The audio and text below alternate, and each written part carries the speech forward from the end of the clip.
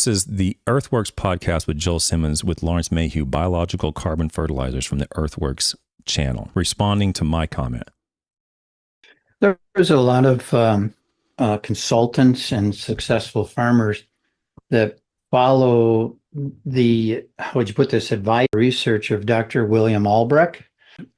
He proved that optimal plant growth, and he noticed later on that even the health of these plants would occur when the base saturation on the colloid system was right around 65% calcium and 15% magnesium. Dr. Albrecht did not prove that at all.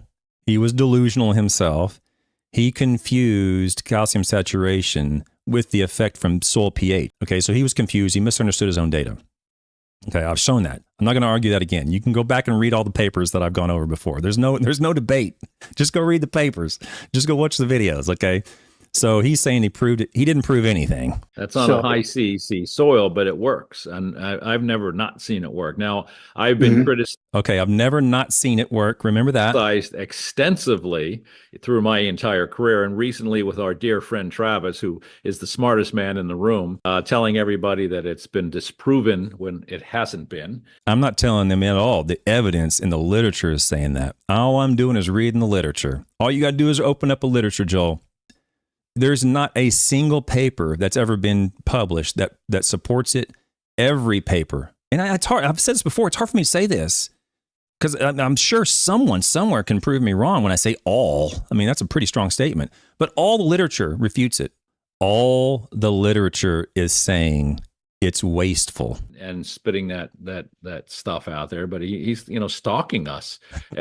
I'm stalking BS is what I'm stalking. And just on a rampage about why it doesn't work. And it's fascinating that somebody has to spend that much energy spewing, his hatred and hatred. And really getting down on something as simple as this. When in fact, if you've done it, I've done it for 35 years. I mean, okay, I've done it for 35 years. Remember that one. And when I say I've done it, I've seen the results, like you said. I mean, when I asked you the question, how do we know balance of nutrients makes sense? It's because you've seen it. Because I've seen it. That's number 3. And we've, and yeah, can we tweak that? But once we see it working, yeah, we can expand from there. But at least we know we're at the place that we're supposed to be. And that's how about the 800 people that are going to show up at Acres USA this week? Right. The 800 people. I'm going to choke. How about the 800 people? That's number 4. And this is the driving force in that group. This has built industries. Yeah. That's number 5. Has provided a college education for families. I mean, this works. I mean, there's no doubt in our minds, on our side of the table, that practice these techniques. Because as soon as we get these things out of balance, even if calcium goes higher than 65%, you have problems with So what about all the publications where calcium's in the 80-90% in turf grass? We've seen this. I've shown it on the channel, and it all looks good. So what about all those? Well, and again, it becomes not only a plant derivative thing, it's a physical thing as well. You get an imbalance in there. Now the soil becomes physically the impediment. It's the limiting factor because it becomes tight, compacted. Air and water doesn't go through. If we don't have air and water, we don't have soil biology. If we don't have biology, the biome is not doing its job. And, the enzymes aren't being produced. The amino acids aren't being released. The nutrients aren't being taken out of the mineral content. I mean, the whole system falls apart if there's not this level of what we keep using the phrase balance.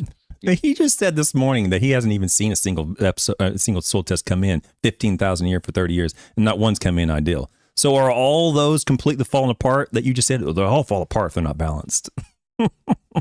I mean, there are businesses that have been built on this. There's multi-million-dollar revenue companies that are built on this. How can you say that's not the truth? Let's go back and recount exactly what happened. Joel said, I've never not seen it work. So when you ever hear someone say, I've never not seen it work, that's called the black swan fallacy. Now, what is the black swan fallacy? The black swan fallacy was where in Europe, all they ever saw was white swans. And it wasn't until, I think it was a Dutch explorer went to Western Australia, actually. And in Western Australia, there's black swans. Well, all they ever saw in Europe was white swans. So they said, there's no such thing as a black swan because I've never seen a black swan. And then you go down to Western Australia and you see black swans.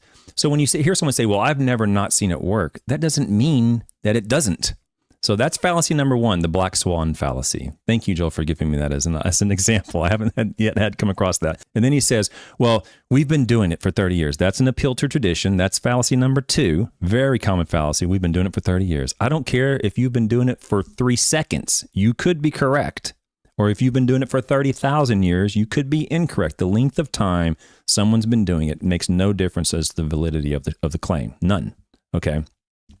Then he said, well, I've seen it. How do we know? Because we've seen it. That's an appeal to personal experience or an observation bias. Well, I've seen it.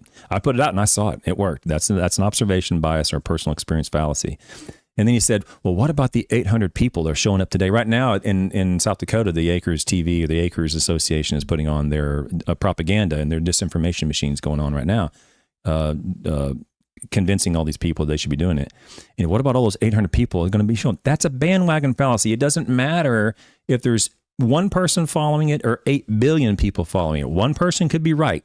It doesn't matter the number of people who are engaging in a practice, who are claiming something to be true. That has no bearing on the validity of the truth claim.